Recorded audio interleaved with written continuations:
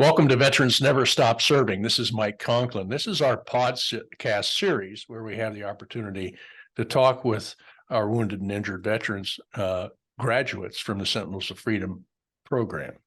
And today we have Casey McEuin, United States Army, Staff Sergeant, and served in Afghanistan and was injured in Afghanistan, and became a Sentinel and now has graduated. And I really want to hear his updates and his story. And I think that you will find it interesting and really actually kind of joyful that to see our Sentinels, our veterans, moving forward after a tough time and becoming successful, raising their families and becoming an integrated, positive part of their community. So Casey, welcome. And how are you doing? Thank you, Mike. No, I'm doing well. I appreciate you having me on this. I've been a huge fan of Sentinels of Freedom for now going on, I think it's 8 years now. Right. I've loved you guys ever since day one. Just the conversations we've had even before I became a Sentinel, Right. just through the entire program, it's just been a huge blessing to be a part of you guys and just to be categorized as a Sentinel with you. Yeah, there's 700 of you out there, 500 graduates. Yeah. And keep going. And even in peacetime, we have a tremendous amount of military members who are severely injured in training accidents, shipboard accidents, aircraft accidents, and they also are, the veterans that we help. It's not just combat. So it's been a tremendous journey for all of us at You guys Sentinels. are a tremendous blessing to many, so we appreciate you guys. Thank you. Thank you. Well, we appreciate you also. So tell me, you're down in, where are you? Down in Texas, Frisco. Yeah, Frisco, Texas, just north of Dallas. Right. I know it well. I used to go down there and visit Mr. Perot once a year. There you go. Before they moved their office to downtown Dallas. Yep. And those were great times. He was a wonderful man and very supportive of veterans and our military. So I know Frisco. I love it down there. I love it too. I feel like this is my finally I have a home base. I've Right. moved around so much in the last 40 years of my life that I was like, we're just gonna settle down. We're gonna stay right here. Good for you. Good for you. And okay, so tell us a little bit about your experience, your motivations to join the military, a little bit about your time in the military. Of course, you were injured, and then you went to physical rehabilitation, and then transition into higher education, and then of course now where you are today. Yeah, absolutely. So I joined the Army right out of high school, back in 1997. I really wanted to be part of something bigger than myself. I had always been part of team sports, and also individual sports, and I just missed that camaraderie. Mhm. When high school ended, I really didn't have a path to get into college. Didn't have the means to do so, so I felt like joining the Army was kind of my avenue Right. into being able to progress into my professional life moving forward. What I found out though is I fell in love with the Army. I Mhm. fell in love with the service. I fell in love with the brothers and sisters that I had to my left and my right. Served for 17 and a half years. My career got cut a little bit short of being able to retire on my own Mhm. back in 2011 when I was injured in Afghanistan during a complex attack on our base. With some of the complications that I had with my injuries, I actually lost feeling so I had paralysis from my waist down, Right. and had to go through about 2 years of physical therapy and occupational therapy to kind of learn how to live my new life without being able to walk. But by the grace of God, I was able to recapture the feeling back in my legs, Mhm. and so it started a new segment of physical therapy and occupational therapy to learn how to walk again and do the normal things that we take for granted, like walking up and down stairs, stepping over a threshold in a doorway. But that's kind of what led me to where I am today, obviously becoming a Sentinel, and then my journey of being a lifelong learner. I can tell you that I have taken my education leaps and bounds to where I was a few years ago. So truly excited and blessed to be where I'm at today. Awesome. Talking about lifelong learning, we are now working with a education company called Udemy, and all their courses, I think they have like 18,000 courses, everything from passing the LSAT to MCAT to technical certifications and everything else. And they provide that free to us, and it is That's free. amazing. It's free to use. So look up Udemy, talk to Samantha, and she'll get you a license, and you can take any course you want on that. And there's personal development, there's recreational stuff, there's everything you can think of. It's fascinating. We'll be jumping on there right after we get done with this call. Good for you. Yeah. Any of your other veterans that think they might need a little brush up. I mean, it goes right down to basic math if you need it. Absolutely. Basic English. It's really, we're really I feel like proud. we could all use some of that. Yeah. I get on it and I'm taking a course in marketing right now. And it's just getting in a quiet space in your home office or whatever and saying, okay, for the next hour, I'm going to do this. Yeah, 100%. Wipe out all the distractions. And that's a neat thing about having a home office. And are you working remotely from your home office? I am not. No, I actually just this last week, I just came on board with Michael Stores. I am the new manager for the inclusion and diversity program for the entire company. Right. We are, and I'm actually here in our corporate office. I am actually in our boardroom right now.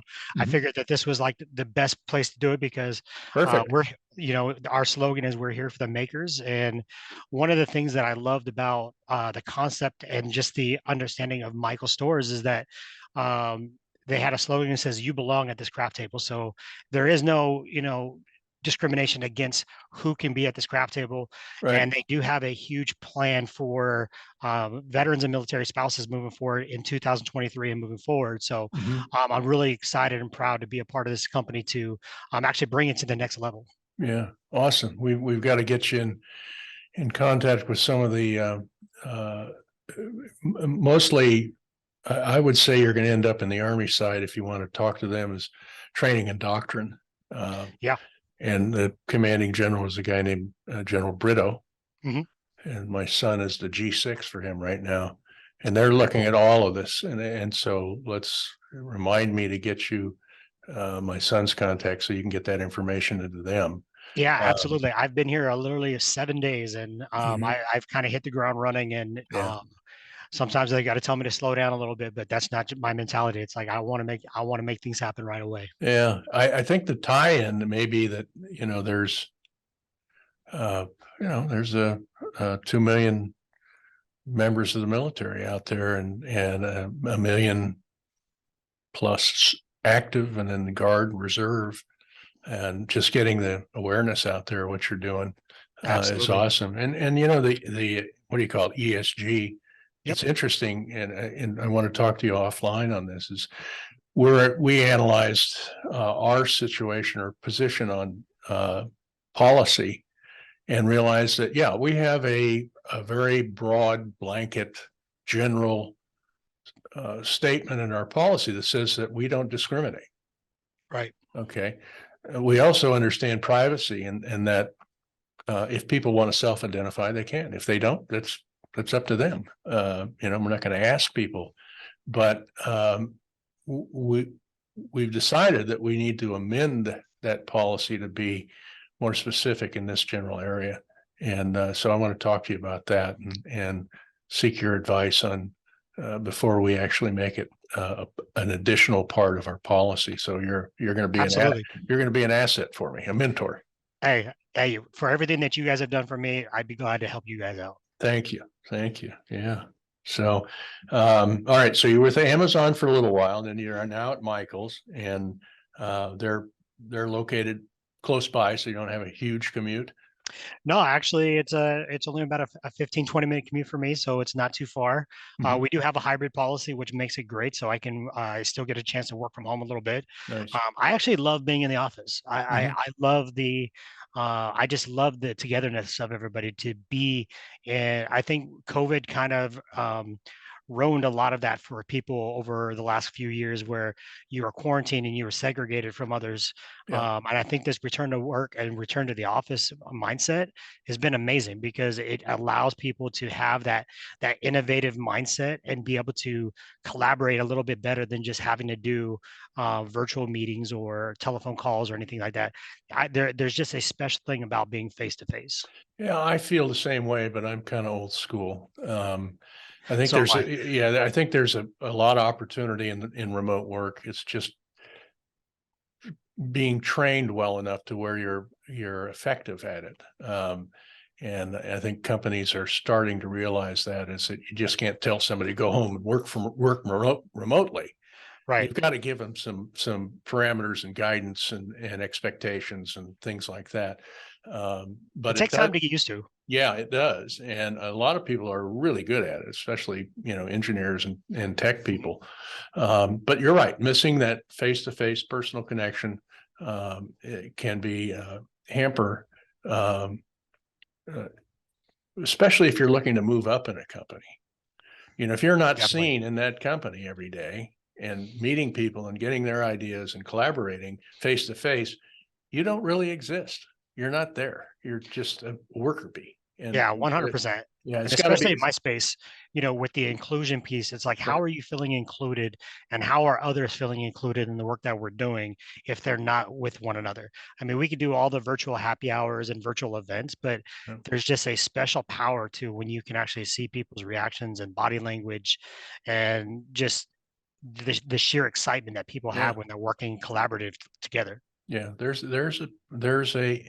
Um, there's an opportunity for isolation in remote working, and you just have to be able to figure it out, and employers have to be able to figure out how to Yeah, do that too. So it's interesting. I mean, before COVID, um, we did not use Zoom or FaceTime or Teams or very much.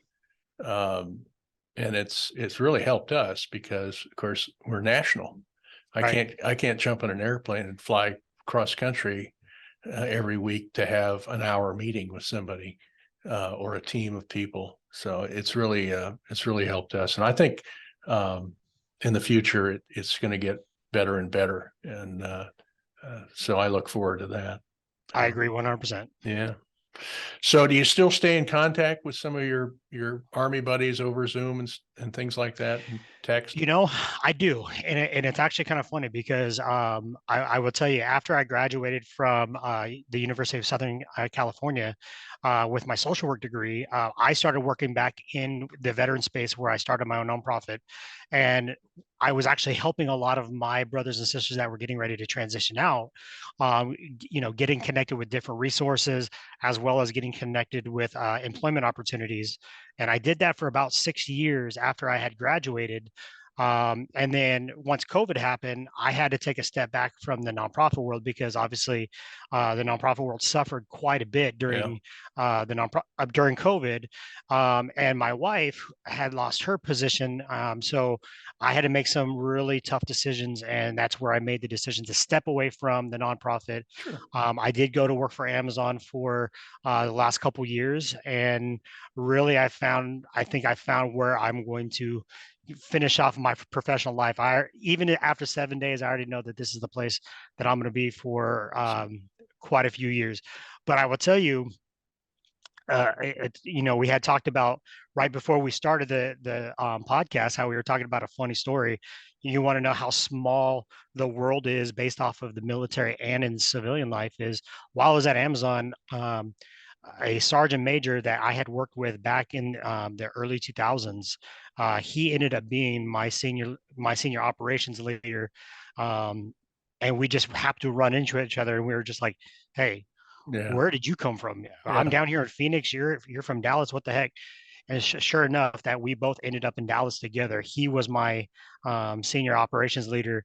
And then we both actually transitioned into the talent acquisition space together. And it was really one of those things where, even though we had worked together over a decade ago, actually almost 2 decades ago, Yeah. It was like that we had only missed each other for about a week. Everything just caught right back right away. We, Yeah. shared those war stories back and forth, like, where have you been? How's your family? Oh my gosh. And then literally it was right back to when we were working together Yeah. 15, 20 years ago. Yeah. And share funny stories too. Right? And Oh, that's, there's a lot of funny yeah. stories, I will tell Yeah. you. It's so, you mentioned small world, and I'm not going to, I'll try to shorten the story. I'm driving down the freeway and I was on my phone. And, when the phone rings, when my boys are, in the military, you never know. I always pick it up. I don't care if I'm driving or I'm in a meeting. And so California Highway Patrolman pulls me over and he walks up, driver's license, all that stuff. He says, "You know why I pulled you over?" I said, "Yeah, I was on the phone." He said, "Okay." Goes back to his car, has to run my plates and all that. And he comes back and he walks past the passenger side, around the front of the car, looks at it kind of like this. And like he's thinking, I'm thinking, what is he looking at? My front license plate fell off or something. And he comes around, hands me my stuff back. And he said, "Do you have a son in the Rangers?" I have a little sticker on the front window, 75th Ranger Regiment, and then 3 blue stars, which means I have 3 sons in the military. Yeah. And I said, "Yeah, I have 3." And he said, "What's their names?" I said, "Chris Conklin, Kurt Conklin, Casey Conklin." He goes, "Oh." He said, "I know Chris and Kurt." He said, "I crossed the border in March in the invasion of Iraq with Chris." Wow. And he had retired from the Army and now working for we sat there and talked for probably half an hour. It's And amazing. at the end, he says, "Okay, well, Mr. Conklin, stay off the phone when you're driving." I said, "Okay, yeah." He goes, I said, "You're not going to give me a ticket?" And he goes, "No, professional courtesy amongst Ranger families."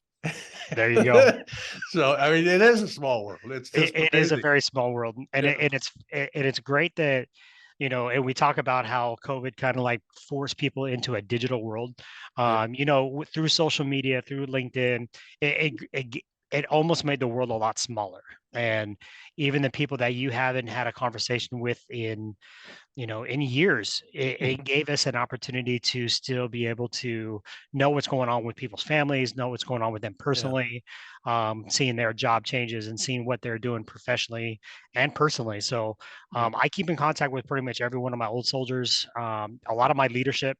And it was kind of funny because when I transitioned out, um, it became one of these things where even some of my senior leaders, all the way up to the general level, were reaching out to me to help them with their career transition because I Yeah. had already done it. Yeah. And then my nonprofit was helping, people getting back into, employment opportunities. So it was just kind of weird how it's a close knit community where we want to stick together because, number one, we understand each other. Right. Right. And the other thing is we have those like situations where we can actually be mentors, where Yeah. they might have led us for years and years.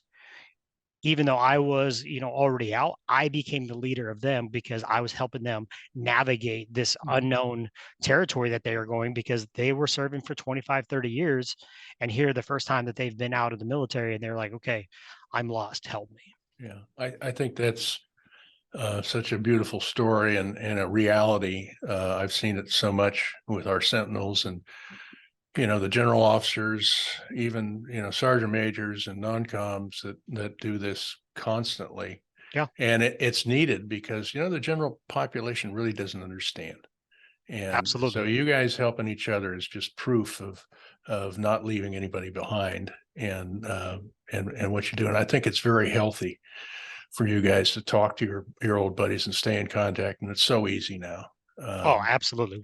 so good job there. I'm proud of you for doing that. And I know that we always say our Sentinels never stop serving either, Never. as veterans and helping the guys behind them. And the general public doesn't realize that 200,000 military members retire every year. Um, and some of it is forced medical retirement, some Yeah. 16,000 every year. for various reasons. So having people like you and knowing that when you see that young veteran coming out, you're going to step forward and say, "Hey, how can I help you?" And what are you doing? And be interested. You'll see it I mean, Amazon is a great example too. They have a great veterans program, and we've worked with them very closely over the years. But Michael's has, that opportunity also, every company, but they've got to have somebody inside that understands the veteran. They don't want a free lunch. They don't want a free ride. They want an opportunity to prove themselves and their value. And they know that there's no free lunch. So yeah, you're absolutely right. And I will tell you that, though you talk about those 16,000 that are being medically chaptered out, right. That's a very delicate situation, because the thing is a lot of them think that they're going to return to duty. So they think that they're going to go through the rehabilitation and they're going to return back to their soldiers. They're going to return back to their job and retire out. I was one of them. Right. But then the moment that you get a field grade officer that comes into the room and says, okay, hey, you've reached the plateau of your Sure. of your rehabilitation. Now we're going to go ahead and put you through the med board process. And I was literally, from the day I took my first step after being injured, 127 days later, I was walking out of the military, no pun intended. Yeah. So I had 127 days from the time I started walking to learn how to become a civilian, right. and to navigate this whole new world, which is what stressed me out completely. And I had no idea what to do. And I will tell you, when I actually, it was Carol Perel at the time. I met Carol at a networking event, and she was the one that introduced me to Samantha and got me involved with the Sentinels. Because I will tell you, for the first 7-8 months that I was out of the military, I couldn't find work. Yeah. And so I was like, okay, so what am I going to do? I decided I was going to go back to school, become a social worker, so that I can take care of that 16,000 service members a year that are being med boarded, because I understood the boots that they were walking in. I understood the path that they were taking. And I will tell you that the Sentinels of Freedom was able to give me that platform. It was able to help me navigate. It was help myself and my family, through, you call them investors, and they were investing in my life. That's right. They were investing in my family's life to help me get to where I'm at today. Because now I look at it and say, your investors of the Sentinels of Freedom, now with me at Michael's, all the thousands of lives I'm going to be able to change, to bring into Michael's, to give them a career. Because everybody in this world can remember the day that they got their offer letter from a company. And I'm a firm believer that when somebody gets that first offer letter when they get out of the military, it's a life-changing moment. Because they're just like, wow, somebody's going to invest this much money into me. That's amazing. And they don't put it really into perspective, but they'll always remember that day. So I'm always say that here in the talent and, with the inclusion and diversity field, we're all about changing lives. And that's exactly what the Sentinels of Freedom is you guys are changing lives, and so are your investors. And I am so proud to be a Sentinel. Yeah. Well, thank you. And I'll tell you, you never get to meet all these investors, and their stories alone are incredible. Some of them are small, some of them are very high net. And then the corporations that think we're doing a good job and want to be a part of that. The heart of America is so strong for our military and our veterans. We want to see you succeed. But, the general public, again, they even with that heart, and they don't really understand a lot about the military. And so it's kind of up to us to keep that lamp lit and in awareness. So let me, I always like to finish with asking you guys to, not everything in the military is serious, and I'm with my sons. I love listening to them tell stories about the funny stuff that they did and their buddies did. I mean, they're hilarious, and everybody's got that funny story. So I always ask you guys at the end of the podcast, tell me a funny story if you feel it's okay. about something that you did in the military or your buddies did, or something that you think about once in a while and you chuckle to yourself. There's a lot of those, yeah, coming from the infantry world where you are, with a tight group of guys for months and months and sometimes years. There's a lot of those stories. I will try not to incriminate myself, but I will yeah. say Statutes of something. limitations, right? Exactly. I will actually say something that happened to me. It was when I was in the hospital when I got the feeling back in my legs, and some of my peers, some of my soldiers were there, and they were there to visit with me. And the nurse and the doctor had told me, don't try to get up and walk because your brain and your muscles they're not connected. You don't have that muscle memory anymore. I was like, oh come on, I've been walking for 38 years, I can do this. And sure enough, the doctor and the nurse leave, and what do you think all the soldiers and peers do? Get your butt up, you can Mhm, do this. And mhm. they challenge me, and they're just like, you could do this, come on.